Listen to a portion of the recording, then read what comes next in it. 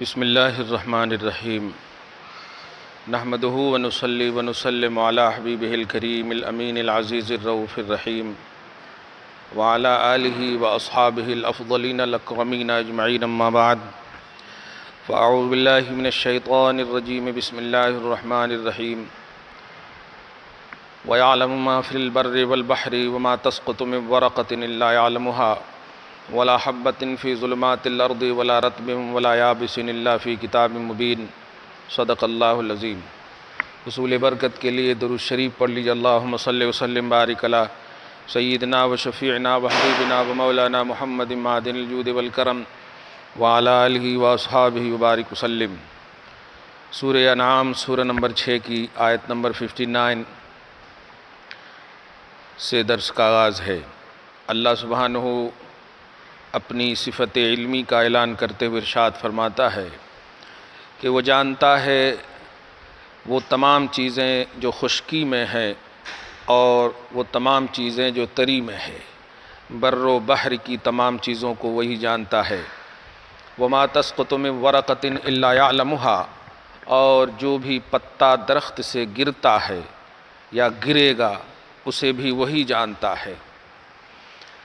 وَلَا حَبَّةٍ فِي ظُلْمٍ، اسی آیت سے وہ مفہوم بھی عوام میں رائج ہے کہ ارے میں تو مطلب پکا ہوا آم ہوں، سکھا ہوا پتا ہوں، یہ سب محاورہ بولتے ہیں نا، کل گر جاؤں گا، کب گر جائے گا۔ لیکن یہ اس سے محاورہ ضرور ہے، یہ محاورے کو علمی پیمانہ یہ دیں کہ اللہ سبحانہ ہی جانتا ہے کہ وہ سکھا ہوا پتا یا پکا ہوا آم کب گرے گا۔ آندھی آتی ہے، پکے ہوئے آم رہ جاتے ہیں، چھوٹے چھوٹے آم کچے گر جاتے ہیں۔ اللہ پاک جانتا ہے کب، کون، کہاں، کیسے، کیوں۔ وَلَا حَبَّةٍ فِي ظُلُمَاتِ الْأَرْضِ، اور زمین کے اندھیروں میں جو دانہ ہے اسے بھی اللہ ہی جانتا ہے۔ زمین کے اندر پیٹ میں کیا کمال ہے، ہم ظاہری طور پر زمین کے مالک ہوتے ہیں اور گیہوں بوتے ہیں، اس کے بھی ہم ہی مالک ہوتے ہیں، لیکن ہمیں نہیں معلوم کہ زمین کے اندر کتنے دانے ہیں۔ ہم پھینک تو دیتے ہیں لیکن ہمیں نہیں معلوم، سبحان اللہ، وہ اللہ جانتا ہے۔ وَلَا رَطْبٍ وَلَا يَابِسٍ، تری، خشکی، جو بھی چیزیں ہیں تریوں کی، خشکیوں کی، إِلَّا فِي كِتَابٍ مُبِينٍ، وہ سب کے سب روشن کتاب میں موجود ہیں۔ روشن کتاب یعنی لوح محفوظ میں اللہ پاک نے لکھ کر، ڈیٹیل ایک دم ساری چیزوں کا ڈیٹیل اللہ پاک کے علم میں ہے، اور وہ اللہ پاک کا علم لوح محفوظ میں محفوظ ہے۔ علم غیب پر بڑی بحث ہو چکی ہے۔ آیت دیکھیں، آیت نمبر 59 ہو گیا 60۔ وَهُوَ الَّذِي يَتَوَفَّاكُم بِاللَّيْلِ، یہ بڑی اہم آیت ہے۔ وہی اللہ ہے جو رات کو روحوں کو قبض کر لیتا ہے۔ یہ بہت اہم بات ہے۔ ہم جب سوتے ہیں تو حقیقت میں ایک موت ہے وہ، کیونکہ موت کا کانسیپٹ یہی ہے کہ ہمارا احساس ہمیں خود نہ رہے، اور صحیح یہی ہے کہ جب آپ سوتے ہیں تو پتہ نہیں ہمارے جسم کا جو پارٹس ہے کیا کام کر رہا ہمیں نہیں معلوم ہوتا۔ تو یہاں پر روحوں کو قبض کرتا ہے، روحوں کو قبض کر اپنے اس میں لے لیتا، جسم کو آرام دیتا ہے۔ وہ اللہ جو رات میں روحوں کو قبض کرتا ہے، مراد یہی رات کو سلا دیتا ہے۔ اسی لیے آپ دعا بھی کیا کرتے ہیں سونے کی، اللہم بسمک اموت و احیا، اے اللہ تیرے نام پر میں مر رہا ہوں اور میں زندہ ہوں گا۔ واو، مر رہا ہوں، یہ دیکھیں، چونکہ موت اسی کو کہتے ہیں روح جسم سے الگ ہو جائے، اور اللہ پاک آپ کی نیند میں بھی آپ کی روح کو قبض کر لیتا ہے، اپنے اس میں لے لیتا۔ وَيَعْلَمُ مَا جَرَحْتُمْ بِالنَّهَارِ، اور وہی جانتا ہے کہ تم دن کے اجالے میں کیا کمانے والے ہو، یعنی دن میں تمہیں ہوش میں لا دیتا ہے اور کیا کمانے والے ہو وہی جانتا ہے۔ ثُمَّ يَبْعَثُكُمْ فِيهِ، پھر دن میں اٹھا دیتا ہے نیند سے، تمہیں کیا کہنا ہے نیند سے اٹھا دیتا ہے، اور یہ سلسلہ چلتا رہے گا۔ لِيُقْضَىٰ أَجَلٌ مُّسَمًّى، کب تک؟ ایک وقت مقررہ تک جو آپ کی عمر کی انتہا ہے، اس عمر کو پہنچا دے گا، پھر اللہ تعالیٰ فیصلہ فرما دے گا۔ ثم الیہ مرجعکم، پھر اسی کی طرف تمہارا پلٹنا ہے۔ ثم ینبئکم بما کنتم تعملون، پھر وہی تمہیں خبر دے گا ان تمام چیزوں کی کہ تم جو کرتے تھے، تمام اعمال کی وہی خبر دے گا۔ آیت نمبر 60، وَهُوَ الْقَاهِرُ فَوْقَ عِبَادِهِ، وہ اللہ اپنے بندوں پر غالب ہے۔ یہ سب سے اہم آیت ہے۔ یہ آیت کا اگر وظیفہ ہماری زندگی میں شعور کے اعتبار سے ہو جائے تو ہم تکبر تو کبھی نہیں کریں گے۔ اللہ ہم پر غالب ہے، فوق عبادہ کا لفظ کہہ کر اشارہ کر دیا۔ دنیا میں بندے ہونے میں، مخلوق ہونے میں کسی کو اعتراض نہیں، اور اللہ فرما رہا ہم اپنے بندوں پر غالب ہیں۔ لفظی ترجمہ کریں تو قاہر ہیں۔ آپ کے حساب سے، ہمارے حساب سے اگر مطلب عربی کا ایگزیکٹ ترجمہ کریں تو قاہر بولے تو زبردست ہیں لوگ، قہر سے تم مقہور ہو، مغلوب ہو، ہم مغلوب ہیں، مقہور ہیں، عاجز ہیں۔ یہ احساس کیا ہمیں ہمارے ایٹیٹیوڈ کو، ہمارے گھمنڈ کو، غرور کو چکنا چور کرتا ہے کہ نہیں؟ یہی وَهُوَ الْقَاهِرُ فَوْقَ عِبَادِهِ، وہی اللہ۔ کبھی بھی کوئی بھی آپ کے سامنے اگر کوئی ظلم کرے، یہ آیت کریمہ کا وظیفہ کیجئے، ٹھنڈا ہو جائے گا۔ وَهُوَ الْقَاهِرُ فَوْقَ عِبَادِهِ، اللہ ہی اپنے بندوں پر قاہر ہے۔ اب کوئی آپ پر غالب نہیں ہو سکتا۔ بلا وجہ اگر ظلم کر رہے ہیں، اڑوس ہو پڑوس ہو، کبھی کبھی کرتے ہیں نا، دادا گیری جس کو کہتے ہیں، ہاں یہاں کے حساب سے، تو یہ آیت قاہر فوق عبادہ، اپنے بندوں کے اوپر قاہر ہے، غالب ہے۔ اور ساتھ ہی ساتھ وَيُرْسِلُ عَلَيْكُمْ حَفَظًا، وہ اللہ تم سب پر نگراں کو بھیجتا ہے۔ نگراں کو بھیجتے سے مراد وہی حفاظتی دستہ، یعنی کرامن کاتبین، نیکی لکھنے والے اور بدی لکھنے والے۔ حتیٰ اذا جاء احدکم الموت، یہاں تک کہ جب تم میں سے کسی کے پاس موت آ جاتی ہے، موت کا وقت قریب ہو جاتا ہے، تو اللہ پاک کا جو پروسیس ہے، آپ دیکھیں توحیدی پروسیس، آپ کہیں توفت ہو رسولنا، تو ہم اپنے رسولوں کو بھیجتے ہیں۔ اب یہاں پر سے رسول سے مراد فرشتے ہیں، اور فرشتے میں بھی مراد موت مطلب ملک الموت کون ہے؟ حضرت اسرائیل علیہ السلام، صحیح ہے؟ اب آپ کو اس فلسفے کو تفسیر خازن وغیرہ کے حوالے سے آپ کو بتاؤں کہ 40,000 فرشتوں کے ساتھ ملک الموت آتے ہیں روح کھینچنے کے لیے، 40,000 فرشتوں کے ساتھ۔ یہ بات ایک دم بالکل گھروں میں بھی جا کر کے بتائی گئی، 40,000 فرشتے، اور وہ کیسا ہوتا ہے روح کھینچنے کا معاملہ؟ اسی لیے آپ کبھی سوچے ہوں گے اور دیکھے بھی ہوں گے، ہماری زبانوں سے بھی باتیں نکلتی ہیں کہ ہاں پاؤں ہاتھ کے دم نکل گئے ہیں، روح نکلتی ہے نیچے کے ناخن سے، اور لاسٹ میں یہ ہے شہرک، جس کو آپ یہ، اسی لیے آپ دیکھیے گا آخری مرحلہ یہی ہوتا ہے، اور آنکھ آپ بند کرتے، کبھی نہیں آپ نے کہا ہوگا کہ ہاں سر کے روح نکل گئے ہیں، پاؤں کے بچے ہوئے ہیں، نہیں بولے ہوں گے، ہاتھ پاؤں کے دم نکل گئے ہیں، ابھی ہاں نزع کی صورت ہے، حلق میں آ کر اٹک جاتی۔ تو 10,000 فرشتوں کی یہ صورت ہے، بلکہ 30,000 فرشتوں کے ذریعے آتے ہیں۔ دیکھیے یہاں سے لے کر کے گھٹنے تک 10,000 فرشتے روح نکالتے ہیں۔ باپ رے باپ، سوچے روح کی طاقت کا اندازہ لگائیں۔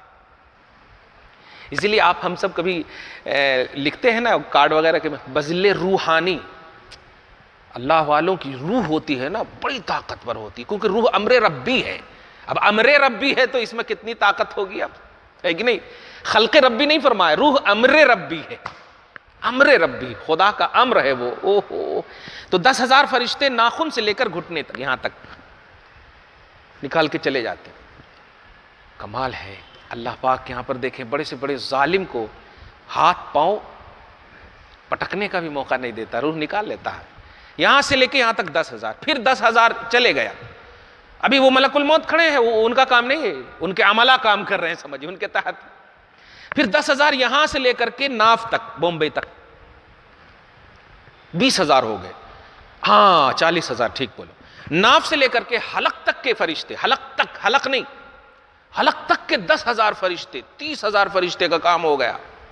اب جو آخری راؤنڈ ہوتا ہے تو ملک الموت کہتے رکو رکو رکو، یہ دیکھیے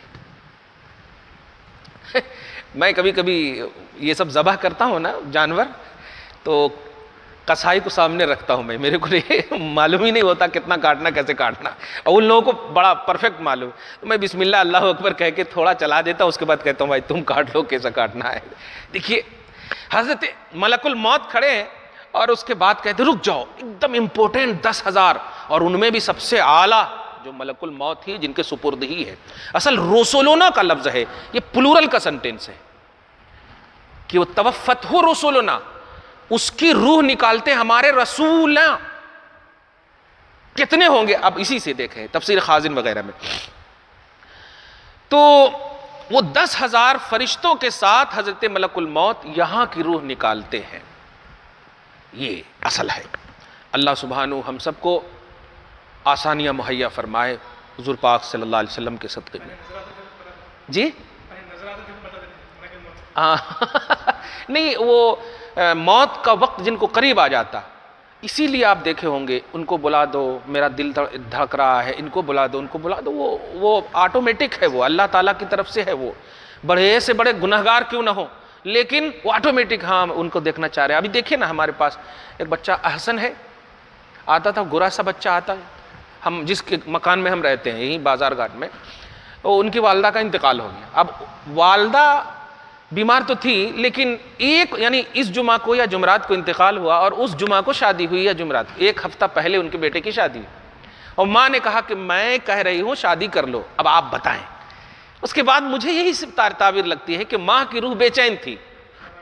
ماں کی روح بے چین تھی کہ میں اپنے آخری بیٹے کی شادی دیکھوں، روح کو سکون مل جائے. اب دیکھیے 1 ہفتہ بھی نہیں گیا، اچھا ولیمہ بھی کرنے دیا، کیا کہنا ہے.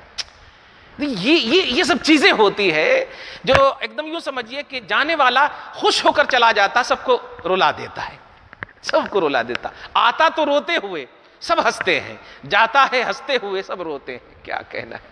ہمارے بچے جب پیدا ہوتے ہیں تو روتے ہیں، لیکن ہم لوگ ہنستے ہیں. کمال ہے. ہنستے ہیں. اور جانے والا جب جاتا ہے تو ہنستا ہے اور ہم لوگ روتے ہیں. یہ ہے. ان کی روح کو اللہ تعالیٰ شادمانی عطا فرمائے، برزخی دنیا کو آباد رکھے. حتی اذا جاء احدکم الموت توفتہ رسلنا، ہم اپنے رسولوں کو بھیج کر ان کی روح کو قبض کرواتے ہیں. یہ پروسیس ہے. وہم لا یفرطون، اور یہ جو پیغام، یہ آئے ہیں جو فرشتے، وہم لا یفرطون، اس میں کمی بیشی نہیں کرتے، کوتاہی نہیں کرتے. کمال ہے، کوتاہی نہیں کرتے. اللہ پاک قادر ہے، وہ ڈائریکٹ بھی موت دے سکتا ہے، لیکن یہ سب چیزیں دیکھیں آپ. اچھا، حضور پاک صلی اللہ علیہ وسلم سے افضل و اعلیٰ کوئی نہیں. اب یہیں سے سمجھ میں آتا روح محمدی کا کس طرح سے ہوا ہوگا. حضور پاک صلی اللہ علیہ وسلم کی روح کھینچنے کی جب بات آئی تھی تو آپ بخاری وغیرہ کے حوالے سے آپ دیکھیں گے، حدیث کی کتاب میں ہے. کیا کہنا ہے. ہم سب کو اللہ پاک غلامی نصیب فرمائے، اور اسی فکر میں قسم خدا کی موت آ جائے تو بڑی اچھی ہے. مرنا تو ہے ہی. اللہ پاک نے حضرت جبریل ہے، حالانکہ ان کا کام نہیں ہے، جبریل علیہ السلام کا کام نہیں ہے، ہر ایک کا کام الگ الگ ہے نہیں، وہ سیکشن ہے، ایک دم فکس ہے. لیکن اللہ پاک نے جبریل علیہ السلام کو پہلے بلایا، کیونکہ وہ سید الملائکہ ہے، وہ ملک الموت کے بھی سردار ہیں. بلایا، اور بلانے کے بعد کہ میں اپنے حبیب کی روح کو دیکھنا چاہتا ہوں. اب سمجھ گیا، باادب جملے، ادب و احترام کے جملے دیکھنا چاہتا. تو حضرت جبریل سمجھ گئے، جی حکم ہے مولا. نہیں، تم نہیں جانا، تو انہی کو ہے جن کو یہ سپرد ہے، لیکن ان کو بلاؤ، میں تھوڑا کچھ کہنا چاہتا ہوں. کہنا یہ ہے کہ تم جا رہے ہو، ٹھیک ہے، بڑے ادب و احترام کے ساتھ نکالنا ہے، لیکن ایک شرط ہے، میرا نبی جب کہے تب نکالنا، اور نہیں کہے تو لوٹ کے آ جانا. اب آپ مطلب اہتمام دیکھیے آپ، اور عظمت دیکھیں آپ. کیا کہنا ہے. یہ شرف ہے ہم سب کو، الحمدللہ ایسا نبی ہمیں ملا ہے. اب آنے کے بعد تم نے جانا پہلے، جبریل علیہ السلام جانا ان کے پاس چونکہ وہ گئے سو ہے 24,000 مرتبہ گئے سو ہے 24,000 مرتبہ، سب سے زیادہ مانوس ہے.